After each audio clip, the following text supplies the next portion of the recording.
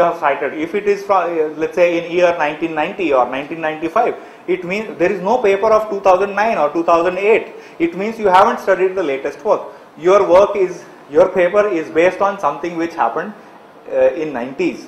So it will not be accepted. So the latest papers from well-known conferences, well-known journals should be ideally cited there, so that the reviewer is immediately convinced that okay, at least literature survey has been carried out properly. So what are the limitations of existing research? As I said earlier, you need to show that this work is there, but this is the limitation. That work is I'll give an example, like the paper which we presented on medical usability in IFIP. So where we found that many researchers have used Nielsen-Norman's heuristics for evaluating medical devices. So Nielsen-Norman's heuristics are actually designed for general purpose software application, and in medical domain the severity, the criticality of the device and its application is so high that if you make a mistake, the patient will die. So that your paper can be immediately sent for printing. I mean, you don't have to do any change. It's a good paper, good format. Because one has to produce proceedings, sometimes one has to produce a book out of it. So that's why format specifications is very, very important. We should not change the format specifications. Yeah. So some of the things I have already touched upon, like how the reviewers look at it at every point. But let me just run through the journey. One is you submit the paper, okay. Then you assign reviewers for a paper. So depending on the number of reviewers you have, the papers are allocated to them. Maybe each paper is reviewed by 3 persons, 4 persons, and so on, depending on the kind of expertise they have. Generally it is done like that. Okay, then reviewers come out with certain suggestions, changes, okay, questions in it. They say that I'm not satisfied with these things. Maybe the data related to these conclusions is not included in the paper, so it should be included. Some such things they come out with. Then the notifications are sent to the authors. Okay, if your paper is accepted as it is, a notification goes in that way. Or if it is accepted with certain revisions, then you are told that reviewers want you to change these things. So like that. So if revision is required, you are supposed to submit the revised paper again. Okay, then the revisions are checked.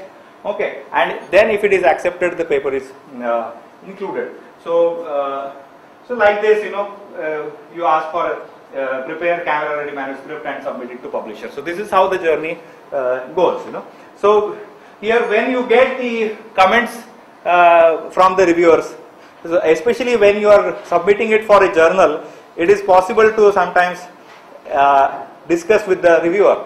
The reviewer is the information, contact details of the reviewer are made available to you. So you can persuade him, or you can convince him that the points which he has suggested are already addressed, or they are not relevant in the context of the paper. So such thing is possible. But sometimes reviewers are kept anonymous to the paper authors, so then one has to deal with it. So this is how it goes. What they mostly look at is the data validity of results. These are the two things wherein you can always shout for a leg before wicket, and get the author in a problem. So you can always say that, oh, it's not valid. So validity is always questioned. So that's something which one should be really, the data and the validity of results is something one should always pay attention to. Now the benefits of the paper publication. So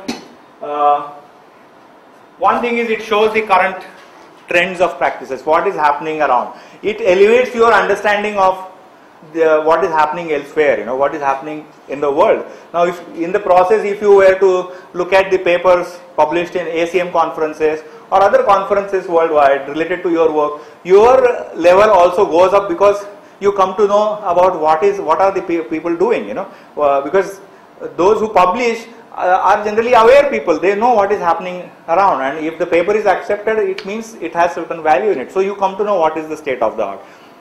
It provides new methods, techniques, solutions, reveals the limitations, risks, problems, loopholes in existing research, Okay, it compels you to innovate. The moment you do literature survey, you realize that, oh, my idea is similar to this, so then you change your direction. Then I will orient here.